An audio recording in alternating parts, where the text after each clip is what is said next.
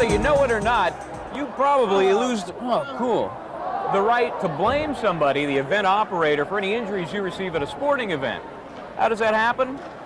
Every time you buy a ticket, walk through the turnstile and take your seat. Have you ever really looked at the back of your ticket? Oh, sure, the pretty pictures on the front, and all those tiny words might give you a headache, but next time you get a ticket, really take a look at it. You're likely to see language that basically says you as the sports fan are responsible for any injury that happens while you're at the game. And I know you're wondering, hey, can this really be enforced? Well, could be. First question is, how much time did you have to read the back of the ticket between the time you bought it and the time you took your seat? How about the kind of injury? Was it the kind you might expect? Puck to the head? Well, maybe. Slip on some beer? Maybe not. Food poisoning from a bad dog? I don't know. The general rule does make some sense. If your injury as a spectator is the kind you would normally expect, like objects flying into the stands, you may have assumed that risk.